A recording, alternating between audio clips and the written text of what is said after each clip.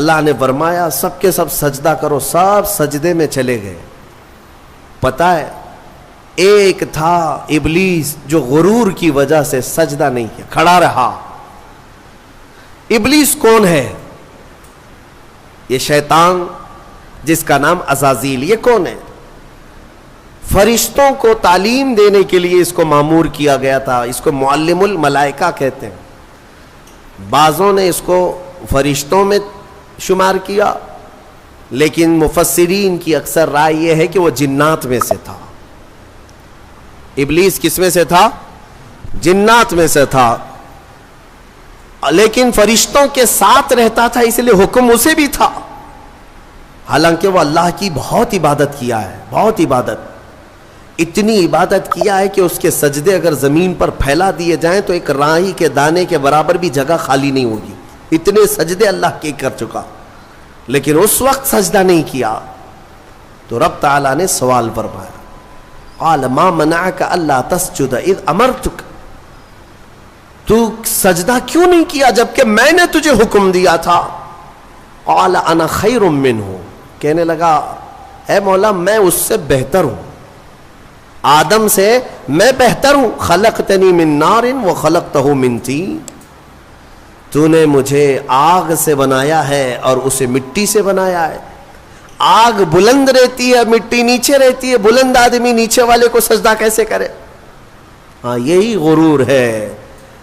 اب اس سے پتا چلا کہ کائنات کا سب سے پہلا گناہ وہ تکبر ہے، غرور، گھمنڈ، میں پن، کہ میں یہ ہوں اس کے سامنے کیوں جھکوں. یہ ابلیس کی یہیں سے خصلت شروع ہوئی. اللہ تعالیٰ نے فرمایا تو نے آدم کو دیکھا لیکن یہ نہیں دیکھا کہ حکم میرا تھا، حکم اللہ کا تھا. فاخرج منہا فإنک رجیم، آج سے تو ہمارے دربار سے نکل جا اس لیے کہ تو مردود ہو گیا. راندہ بارگاہ، ہمیشہ کے لیے اس کو مردود قرار دے دیا گیا. یہ واقعہ میں بتا رہا ہوں آپ کو، یہ آج سورہ اعراف کے شروع میں ہی آیا. تو ابلیس نے کہا اے اللہ تو نے مجھے نکال دیا اپنے دربار سے، فرشتوں کی جماعت سے، انظرنی الی یوم یبعثون، بس مجھے قیامت تک کی مہلت دے دے. بس رب تعالیٰ سے ڈائریکٹ چیلنج کر رہا ہے، اللہ سے چیلنج کر رہا ہے، مجھے تو ٹائم دے دے. بس کیا کرے گا؟ کہتا ہے قال رب بما اغویتنی لاقعدن لهم صراطک المستقیم، بس تو مجھے ٹائم دے دے، قیامت تک تیرے جتنے بندے آئیں گے میں سیدھے راستے پر بیٹھ جاؤں گا. ثم لآتینہم من بین ایدیہم ومن خلفہم وعن ایمانہم وعن شمائلہم ولا تجد اکثرہم شاکرین. کہتا ہے میں تیرے سیدھے راستے پر بیٹھوں گا، جو بھی اس راستے سے گزرے گا کبھی میں اس کے سامنے سے آؤں گا، کبھی پیچھے سے، کبھی دائیں سے، کبھی بائیں سے، کسی نہ کسی طرح اس کو اس راستے سے میں ہٹا دوں گا. اے رب تیرے بندوں میں تو شکر کرنے والے نہیں پائے گا. اللہ کو یہ چیلنج کر رہا ہے. دوسری آیتوں میں یہ تک کہا اس نے قال فبعزتک لاغوینہم اجمعین، تیری عزت کی قسم اے اللہ. عزت اس کو بھی معلوم ہے اللہ تعالی، اور قسم بھی اللہ کی عزت کی کھا کر کہہ رہا تیری عزت کی قسم میں تیرے سارے بندوں کو گمراہ کروں گا، سارے بندوں کو گمراہ کروں گا. رب تعالیٰ سے چیلنج کیا. رب نے فرمایا قال انک من المنظرین، جا تجھے ٹائم دیا جاتا ہے، مہلت ہے تجھے، جتنا ٹائم چاہیے پورا لے لے. ٹائم ہی نہیں طاقت بھی دے دی گئی، قوت بھی دے دی گئی. دنیا میں جتنی تیزی سے ایک جگہ سے دوسری جگہ جانا ہے سب تجھے دے دیا گیا، جا بہکا لے. کتنوں کو بہکاتا ہے. ان عبادی لیس لک علیہم سلطان، اللہ فرماتا ہے تو پوری کوشش کر لے، میرے کچھ بندے ایسے ہوں گے جن پر تیرا داؤ نہیں چلے گا، نہیں چلے گا، تیرا داؤ نہیں چلے گا. رب تعالیٰ نے بھی فرمایا تو پوری کوشش کر لے لیکن تیرا داؤ میرے کچھ بندوں پر نہیں چلے گا. وہ کون سے بندے ہیں؟ ان بندوں کے بارے میں ابلیس بھی مان گیا، شیطان بھی مانا، کہنے لگا ہاں ہاں ہے تیرے کچھ بندے. وہ کون ہے؟ الا عبادک منہم المخلصین. یہ وہ بندے، ہاں مولا تیرے کچھ بندے ایسے ہوں گے جن پر میرا داؤ نہیں چلے گا. وہ کون ہے؟ وہ بندوں کی جماعت کو مخلصین کی جماعت کہا جاتا ہے کہ وہ اگر عبادت کرتے ہیں تو نہ ادھر دیکھتے نہ ادھر دیکھتے ہیں، وہ خالص تیری رضا کے لیے کرتے ہیں. تو جو لوگ دنیا میں صرف اور صرف اللہ کی رضا کے لیے نیک کام کرتے ہیں، یقین کے ساتھ میں کہتا ہوں ان پر شیطان کا داؤ بھی نہیں چلے گا. شیطان ان لوگوں کو نہیں گمراہ کرے گا. مخلصین کی جماعت. مخلصین کون ہے میرے عزیزو؟ دکھاوے کے لیے کرنے والے مخلصین نہیں، اپنے رب کی رضا کے لیے. یہاں پر ایک روایت ملتی ہے قیامت کے دن جنتیوں کا جب انصاف ہو جائے گا نا، پورے جنتی ایک طرف ہوں گے، ان جنتیوں میں بھی 3 کیٹیگری ہیں. جنتیوں میں بھی 3 جماعتیں ہیں. ایک جماعت اللہ نے ان سے فرمایا کہ اے بندو تمہاری بخشش ہو گئی، تمہارے لیے جنت کا پروانہ ملا، تم جنت جا رہے ہو. یہ بتاؤ تم جنتی عمل کیوں کرتے تھے دنیا میں؟ تم نیک کام کیوں کرتے تھے؟ آج جنت تمہارے لیے ہو گئی نا، پاس ہو گئے. پاس ہونے کے بعد پوچھا جا رہا ہے تو وہ جماعت کہتی ہے اے مولا ہمیں تیری دوزخ سے بہت ڈر لگتا تھا، بہت ڈر لگتا تھا، اس کے ہولناک عذابات، اور تیری دوزخ سے ڈر کر کے ہم نیک کام کرتے تھے. اللہ فرماتا ہے ٹھیک ہے میں تم سے راضی ہو گیا، تم جنت میں جاؤ. دوسری جماعت، ان سے پوچھا جائے گا تم کیوں کرتے تھے؟ یہ سیکنڈ کیٹیگری ہے جنتیوں کی. تم کیوں نیک کام کرتے تھے؟ تم بھی پاس ہو گئے. وہ کہیں گے مولا قرآن میں اور حدیث میں تیرے رسول سے ہم نے جنت کی اتنی نعمتوں کا ذکر سنا تھا، وہاں کے محلات، وہاں کی خوشبوئیں، وہاں کی حوریں، وہاں کے غلمان، تو شوق تھا کہ جنت میں جائیں، اس لیے نیک کام کرتے تھے. تیری جنت کی خواہش نے ہم سے نیک کام کروائے. رب تعالیٰ فرماتا ہے جاؤ تم سے راضی اور تمہارے لیے جنت ہے، چلے جاؤ. تیسری ایک جماعت ہوگی جنتیوں کی، یہ لاسٹ کیٹیگری ہے. ان سے پوچھا جائے گا میاں آپ بھی پاس ہو گئے، جنت میں جا رہے ہو نیکیوں کی وجہ سے، تم کیوں نیکیاں کرتے تھے؟ وہ کہیں گے کہ مولا ہم نہ جنت کے لیے کرتے تھے نہ دوزخ کے لیے، ہم تو خالص تیری رضا کے لیے کرتے تھے، تو راضی ہو جا، بس ہمارا مقصد اتنا تھا. تو رب تعالیٰ فرمائے گا جاؤ میں تم سے راضی ہو گیا اور جنت میں جاؤ. وہ جماعت کھڑی ہو جائے گی نہیں جنت میں نہیں جانا ہے. اگر جنت میں جائیں گے تو پھر بدلہ ہو جائے گا، معاوضے کے طور پر ہو جائے گا. پھر ہم کو اندر جانے کے بعد دوسرے لوگ تانا ماریں گے تم بھی جنت کے لیے کرتے تھے، وہاں بولے کچھ اور ہو، ہم نہیں جائیں گے جنت میں. رب تعالیٰ پھر دوبارہ فرمائے گا کہ اے مومنوں میں تم سب سے راضی ہوں، تم میری رضا کے لیے کر رہے تھے، میں راضی ہوا، جاؤ جنت میں. وہ کہیں گے مولا نہیں جنت میں جائیں گے تو پھر یہ مسئلہ آ جائے گا کہ تم جنت کے لیے کیا کرتے تھے، ہم تو تیری رضا کے لیے کرتے تھے. یہاں تک کہ روایت میں فرمایا گیا فرشتوں کو حکم ہوگا کہ ان کو بیڑیاں پہنا اور کھینچ کے جنت میں لے جاؤ. یہ مخلصین کی جماعت تھی. یہ لالچ میں عبادت نہیں کیے اور نہ ہی ڈر کر کے کیے، یہ خالص اللہ کی رضا کے لیے. اور اسی جماعت کے بارے میں شیطان بھی کہتا ہے ان پر میرا داؤ نہیں چل سکے گا، ان پر میرا حربہ نہیں چل سکے گا. اسی لیے میں مومنوں سے گزارش یہ کرتا ہوں کہ اعمال میں اخلاص پیدا کرو. اخلاص صرف اور صرف اللہ کے لیے، نہ کسی کو ڈر کر، نہ کسی کے لیے. عبادتیں نہیں، اللہ کے لیے. تم اپنی آخرت کو سوچو. میں ایک بزرگ کے متعلق پڑھا تھا 30 سال تک انہوں نے پہلی صف میں نماز ادا کی جماعت کے ساتھ، ایک نماز بھی نہیں چھوٹی، تکبیر اولا بھی نہیں چھوٹی. 30 سال تک، توجہ چاہتا ہوں، 30 سال تک ایک نماز میں ایک جماعت نہیں چھوٹی اور پہلی تکبیر بھی نہیں چھوٹی، پہلی صف میں کھڑے رہتے تھے. 30 سال کے بعد ایک دن مغرب میں آئے تو ایک رکعت ہو گئی. 30 سال کے بعد ایسا موقع آیا، پیچھے رہ گئے. تو پھر جب آئے دیکھا کہ صفیں تو لگ گئی ہیں, پیچھے جگہ مل رہی تھی, تو انہوں نے شرم کے مارے, ڈر کے مارے, سب لوگ کیا کہیں گے, ابھی 30 سال سے جس کی جگہ پکی ہے آج تو ہے نہیں, چھوٹ گیا پیچھے, تو پیچھے سے ہی گھر چلے گئے. گھر میں جا کر نماز پڑھ لیا. عشاء میں اس ڈر سے نہیں آئے کہ سب لوگ سوال کریں گے مغرب میں کہاں تھے. تو اس زمانے میں ایک بڑے بزرگ تھے, انہوں نے پوچھ لیا کہ فلاں صاحب جو رہتے تھے پہلی صف میں, جن کا ریکارڈ تھا 30 سال کا, وہ کہاں ہیں؟ کہا کہ حضور پتہ نہیں, مغرب میں بھی نہیں آئے, عشاء میں بھی نہیں آئے.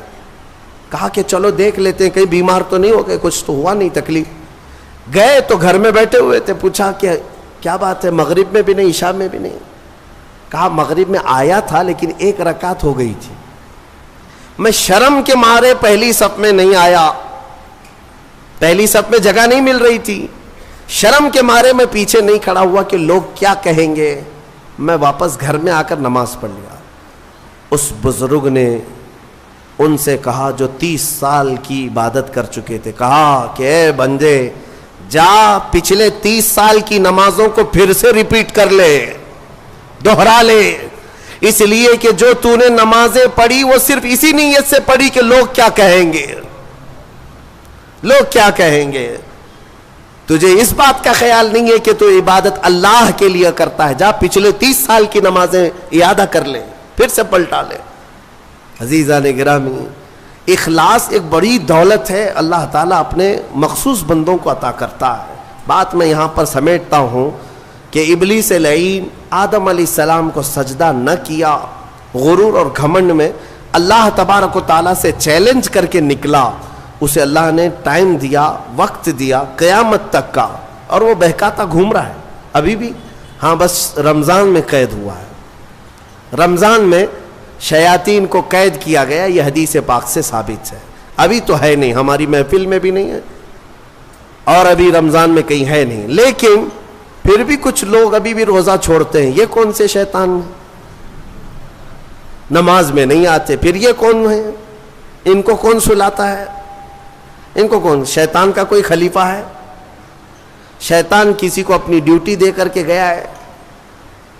یہاں پر نفس امارہ ہے, وہ ہر ایک کے اندر ہے. انشاءاللہ پھر آگے کبھی میں عرض کروں گا, وہ ہر انسان کے پاس ہے. جس نفس نے شیطان کو بھی گمراہ کیا تھا وہ نفس تو ہمارے پاس ہے. نفس ایک بہت ہی خطرناک چیز ہے, اسی سے لڑنے کو میرے آقا نے جہاد اکبر کہا. جو اپنے نفس کے خلاف لڑائی کرے گا وہ جہاد اکبر ہے, بڑا جہاد ہے. تو بہرحال آدم علیہ الصلاۃ والتسلیم کی پیدائش ہوئی اور آپ کو وہاں سے جنت میں رکھا گیا. اب یہاں پر کچھ باتیں مجھے عرض کرنی ہے, وہ یہی ہے کہ آدم علیہ السلام کو جب ساری چیزوں کے نام بتائے گئے اور سب کچھ علم دیا گیا اور پھر جنت میں رکھا گیا. جنت کیسی ہے؟ وہاں کسی چیز کی کمی ہے؟ کوئی چیز کی کمی نہیں, ساری نعمتیں ہیں. لیکن اس کے باوجود آدم علیہ السلام کو کچھ بے قراری تھی. کیوں؟ اس لیے کہ انسان جو ہے تنہا نہیں رہتا, انسان کو کوئی دوسرا انسان چاہیے. انس سے بنا ہے انسان, انس کہتے ہیں محبت کو, اس کے فطرت میں ہے یہ کھچاؤ, دوسرے کے ساتھ اس کا کھچاؤ ہے, لگاؤ ہے, دوست بناتا ہی ہے, اکیلا نہیں رہے گا انسان. تو آدم علیہ السلام کو جو یہ بے قراری تھی وہ تنہا ہونے کی. پھر ایک دن اللہ رب العزت نے ان کی بائیں پسلی سے کچھ حصہ نکالا اور اس سے ایک عورت کو بنایا گیا, وہ حضرت حوا تھی. ہاں اتنی بات میں آپ کو بتا دوں, آدم علیہ السلام کی پیدائش وہ کس جگہ ہوئی اللہ بہتر جانے, کوئی تو جگہ ہوگی, لیکن عورت کی پیدائش تو جنت کے اندر ہوئی. کہاں ہوئی ہے؟ جنت کے اندر ہوئی ہے. ہاں جنت میں پیدا ہوئی ہے عورت, یہ اس کا مقام ہے اور یہ جنتی چیز ہے. اللہ تبارک و تعالیٰ نے اس میں جو خوبصورتی رکھی ہے عورت کے اندر, وہ جنت کی کشش ہے. جب حضرت آدم علیہ السلام حضرت حوا کو دیکھتے ہیں, آپ کو پتا ہے حضرت حوا دنیا کی سب سے خوبصورت عورتوں میں سے ایک ہے. سب سے خوبصورت تھی. آدم علیہ السلام ان کی طرف ہاتھ بڑھانے لگے. رب تعالیٰ کا حکم ہوا آدم تمہارے لیے حلال نہیں, تم اس کا مہر ادا کرو, مہر ادا کرو.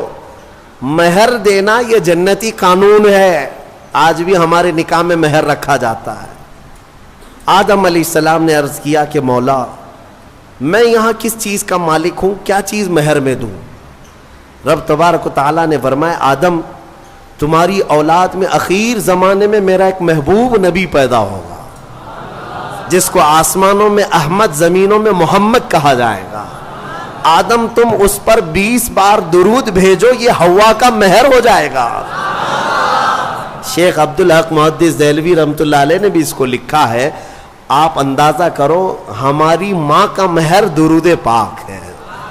ہماری ماں ہمارے باپ کے لیے حلال ہوئی تو درود کے صدقے میں حلال ہوئی. اور جس کو درود سے چڑ ہے اسے سوچنا چاہیے کہ حلال ہونے کا طریقہ آدم علیہ السلام کے لیے حضرت حوا درود رکھا گیا. درود کے منکر تو کہاں جائے گا کہ اپنے ماں باپ کے بارے میں شک کرے گا. آدم علیہ السلام اس کے بعد حضرت بی بی حوا کو چھوتے ہیں, دونوں مزے سے رہ رہے تھے. قرآن میں اللہ فرماتا یا آدم اسکن انت وزوجک الجنت فکلا منہا حیث شئتما. رب فرماتا ہے تم اور تمہاری بیوی جنت میں رہو, جو چاہے کھاتے رہو, جہاں سے من کرے کھاؤ. جنت میں گھومتے رہو, پھرتے رہو, ساری چیزیں تمہارے لیے اب حلال ہیں. لیکن رب نے فرمایا تھا ولا تقربا ہذہ الشجرہ, ایک درخت ہے اس کے قریب مت جانا, ایک درخت ہے اس کے قریب مت جانا. اللہ کی طرف سے منع تھا. وہ درخت کے قریب جانے کی ممانعت آئی تھی تو ہوا کیا, ابلیس لعین جو بارگاہ سے مردود ہو گیا تھا, اب اس کی ڈیوٹی ہو گئی تھی کہ آدم علیہ السلام کو بہکائیں یا پھر ان کی ذریت کے خلاف کچھ نہ کچھ سازشیں کرتے رہے. اس کی ڈیوٹی ہو گئی تھی. اس وقت تک وہ فرشتوں میں بھی جاتا آتا تھا, جنت کے دروازے تک بھی پہنچتا تھا. روایات یہ بتاتی ہیں کہ ایک دن جنت کے قریب وہ گیا, آدم علیہ السلام اور حضرت حوا کو بلایا, کہا کہ تمہیں پتہ ہے اس درخت کے قریب جانے سے کیوں منع کیا گیا ہے؟ آدم علیہ السلام نے پوچھا کیا بات ہے؟ کہا اس درخت میں ایک پھل ہے, اگر تم کھا لو گے نا الا ان تکونا ملکین او تکونا من الخالدین, تم یا تو فرشتے بن جاؤ گے یا ہمیشہ جنتی بن جاؤ گے. ہاں اگر کھا لیے تو ہمیشہ کا ہو جائے گا, پکے ہو جاؤ گے. اس لیے تمہیں روکا گیا ہے, کھانے سے روکا گیا ہے کہ تم کنٹینیو نہ ہو جاؤ, یہاں پہ ہمیشہ کے نہ ہو جاؤ. آدم علیہ السلام اس کی باتوں میں نہیں آئے, لیکن اندر آنے کے بعد حضرت حوا بار بار کہنے لگیں آدم علیہ السلام سے کہ ایک بار پھل کھا کے تو دیکھتے ہیں, کھا کر کے تو دیکھتے ہیں. حضرت آدم علیہ السلام نے منع کیا. رب تبارک و تعالیٰ نے قریب جانے سے منع کیا ہے, ولا تقربا ہذہ الشجرہ. اب یہاں پر شیطان نے ایک لاجک سکھائی, منطق. ہاں قریب جانے سے منع کیا نا, درخت کا پھل کھانے سے تھوڑی نا منع کیا. تو حضرت بی بی حوا نے پھل توڑ کر کے آدم علیہ السلام کو بھی پیش کیا, خود بھی کھائیں. جیسے ہی ان دونوں نے کھائے, قرآن میں اللہ فرماتا ہے دونوں کے کپڑے اتر گئے, لباس اتار لیا گیا, پورا کا پورا لباس اتار لیا گیا. جنت کے کچھ درختوں کے پتوں سے انہوں نے اپنا جسم چھپایا. پھر فوراً حکم آیا اللہ کا, قال اہبطوا, اتر جاؤ تم سب کے سب, تم سب اتر جاؤ جنت سے, زمین پر جاؤ. اس لیے کہ اللہ تعالیٰ نے جس چیز سے روکا تھا تم نے وہ کھا لیا. آدم علیہ السلام کو بھی اتارا گیا, بی بی حوا کو بھی اتارا گیا. جنت میں اور جنہوں نے ان کا تعاون کیا تھا سب کو اتارا گیا, زمین پر بھیج دیا گیا. اور پھر الگ الگ آدم علیہ السلام کو سرندیپ پہاڑ پر جو سری لنکا میں ہے آج, حضرت حوا کو جدہ میں سعودی عرب میں. اتنا لمبا فاصلہ, اور پوری بھری دنیا میں دو ہی لوگ ہیں, اور ایک ادھر ایک ادھر. رب تبارک و تعالیٰ نے اتارا اور پھر یہ فرمایا ایک مدت تک تم کو زمین میں ٹھہرنا ہے اور پھر میری طرف لوٹ کر کے آنا ہے. آدم علیہ السلام اس بات پر روتے رہے, بہت روئے, تقریباً 350 سال روئے. سب سے زیادہ رونے والوں میں آدم علیہ السلام کا نام آتا ہے. پھر ایک دن ایسا ہوا کہ آدم علیہ السلام نے اللہ تعالیٰ کی بارگاہ میں یوں عرض کیا کہ جب میری آنکھ کھلی تھی, سب سے پہلے حضرت آدم علیہ السلام کی روح ڈالی گئی, آنکھ کھلی تھی, تو سب سے پہلے آدم علیہ السلام کی نظر جس چیز پہ پڑی تھی وہ لا الہ الا اللہ محمد الرسول اللہ. اللہ تعالیٰ نے اپنے نام کے ساتھ ایک اور نام رکھا تھا. آدم علیہ السلام نے اللہ کی بارگاہ میں یوں عرض کیا کہ مولا, جس کا نام تو اپنے نام کے ساتھ آسمانوں میں رکھا اس کے طفیل میری توبہ قبول فرما. فوراً رب تبارک و تعالیٰ نے جبرائیل امین کو بھیجا, جاؤ آدم کی توبہ قبول ہوئی, اس لیے کہ محبوب کا وسیلہ لیا گیا. ہاں, اسی لیے ہمارے امام بریلی کے تاجدار فرماتے ہیں وہ جہنم میں گیا جو ان سے مستغنی ہوا, ہے خلیل اللہ کو حاجت رسول اللہ کی, ہے خلیل اللہ کو حاجت رسول اللہ کی, عرش حق ہے مسند رفعت رسول اللہ کی, دیکھنی ہے حشر میں عزت رسول اللہ کی. یہ اتنا ہی نہیں میرے عزیزوں, تمہیں کیا خبر, قیامت کے دن کے بارے میں بھی اعلیٰ حضرت فرماتے ہیں خلیل و نجی مسیح و صفی سبھی سے کہیں نہ بنی. قیامت کے دن یہ قوم کہاں کہاں جائے گی, سارے نبیوں کے پاس جائے گی, سب کیا کہیں گے میرے علاوہ کسی اور کے پاس جاؤ. ہاں, حضور فرمائیں گے آؤ میں تمہاری شفاعت کے لیے ہوں. اس کو اعلیٰ حضرت فرماتے ہیں خلیل و نجی مسیح و صفی سبھی سے کہیں نہ بنی, یہ بے خبری کی خلق پھری کہاں سے کہاں تمہارے لیے. یا رسول اللہ, کہاں سے کہاں تمہارے لیے, دہن میں زباں تمہارے لیے, بدن میں ہے جان تمہارے لیے, ہم آئے یہاں تمہارے لیے, اٹھے بھی وہاں. الحمدللہ حضرت آدم علیہ السلام کی توبہ قبول ہوئی. اس کے بعد آپ کو حکم ہوا حج پہ جانے کا. آپ حج کے لیے آئے, کعبہ اس وقت موجود تھا, فرشتوں کا تعمیر کیا ہوا تھا. آدم علیہ السلام سفر کر کے گئے حج کے لیے. یہاں سے ایک بات میں عرض کرتا ہوں, دنیا کا پہلا حج ہندوستان کی سرزمین سے ہوا. آدم علیہ السلام اسی زمین سے گئے, اور ہمارے لیے فخر کی بات یہ ہے کہ یہ ہندوستان ہمارے باپ کی زمین ہے. ہاں, آدم علیہ السلام باپ ہے کہ نہیں ہے, ہمارے باپ کی زمین ہے. الحمدللہ ہم اپنے باپ کی زمین پر قائم ہیں. ہاں, کسی کے باپ کی نہیں ہے. اور فخر سے رہو, خوشی سے رہو. اللہ تبارک و تعالیٰ نے زمین پر تمہیں قرار دیا. آدم علیہ السلام جب وہاں پہنچے تو عرفات کے میدان میں حضرت حوا سے ملاقات ہوئی. پھر اس کے بعد زندگی کی ابتدا ہوئی, اولاد شروع ہوئی آدم علیہ السلام کی. پھر نسل انسانی کا ایک بہت بڑا سلسلہ شروع ہوا, اور اسی نسل انسانی کی برکت ہے کہ ہم اور آپ زمین پر آج موجود ہیں, اسی آدم علیہ السلام کی نسل سے. ایک اور بات خاص طور پر عرض کرنا ہے, وہ یہ ہے کہ آدم علیہ السلام کہاں سے اتارے گئے تھے. میں نے ابھی آپ کے سامنے عرض کیا, کہاں سے اتارے گئے تھے, جنت سے اتارے گئے تھے. جنت سے اتارے گئے, اور جہاں سے آئے ہیں وہیں پر جانا چاہیے.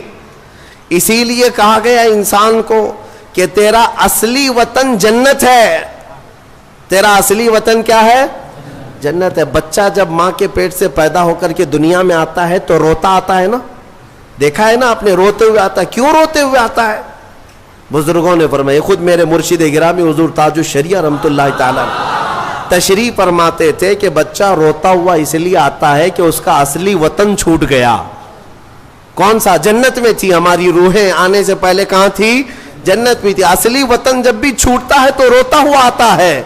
اور اسی لیے شاعر کہتا ہے, شاعر کیا کہتا ہے کہ یاد داری کے وقت زادنے تو ہما خنداں بودند تو گریاں. اے انسان, تجھے معلوم ہے جب تو پیدا ہوا تھا سب ہنس رہے تھے اور تو رو رہا تھا.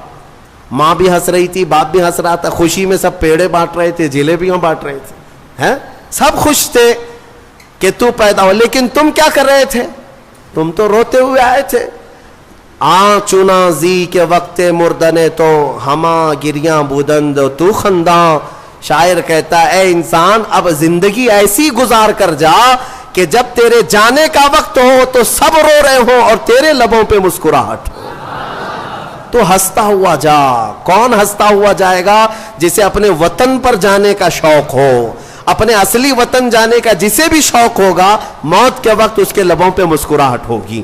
اور جسے جہنم جانے کا ہوگا خاک مسکرائے گا, خاک مسکرائے گا. وہ تو ملک الموت کی شکل دیکھ کر کے لال پیلا ہو چکا ہوگا. ہاں اسی لیے جنت کی خواہش بھی رکھو کہ میرا اصلی وطن ہے, اور کام بھی وہی کرو تاکہ مرنے کے وقت لال پیلے نہ ہو, لبوں پر مسکراہٹ ہو. اسی لیے بہتوں کو مرتے وقت مسکرانا یہ ہمارے اختیار میں نہیں ہے. ہاں تم چاہو گے تو مسکرا لیں گے. ابھی ہم بیٹھے ہیں, ہنسنے کے لیے بولوں گا تو پورا پھاڑ کر کے ہنسیں گے, ہو سکتا ہے ابھی اختیار ہے, لیکن موت کے بستر پر میاں کسی کے اختیار میں نہیں. ہنسنا اس وقت تمہارے کنٹرول میں نہیں. اس وقت تو نزع کا عالم ایسا کہ مکھی بھی بیٹھے تو پہاڑ کے برابر لگے ہیں. ہنس کہاں سکو گے؟ ہاں بس وہی ہنسے گا جو زندگی بھر جنت میں جانے کی تیاری کرتا تھا اور مولا اسے موت سے پہلے جنت دکھا رہا ہو اور وہ ہنس رہا ہو. بس وہی ہنسے گا, باقی کسی کے کنٹرول میں نہیں ہے. اسی لیے میں اسی پر گفتگو ختم کرتا ہوں. ہمارے باپ آدم علیہ السلام جنت سے آئے تھے اور پھر وہ واپس جنت میں ہی جائیں گے. آدم علیہ السلام بھی, نوح علیہ السلام بھی, موسیٰ و عیسیٰ بھی, ابراہیم و اسماعیل بھی علیہ السلام, اور خود میرے آقا و مولا سیدنا محمد الرسول اللہ صلی اللہ علیہ وسلم جنت ہی میں جائیں گے. تو ہم جن کی امت ہیں, ہمارے لیے یہی فرض ہے کہ ہم بھی وہیں جائیں جہاں ہمارے رسول جائیں گے, اور جنت کے کام شروع کرو, نیکیاں کرو. اللہ تبارک و تعالی ہم سب کو اصلاح کی توفیق عطا فرمائے. مرنے سے پہلے مولا توبہ کی توفیق عطا فرمائے, جنتی اعمال کی توفیق عطا فرمائے. وآخر دعوانا الحمدللہ رب العالمین. السلام علیکم.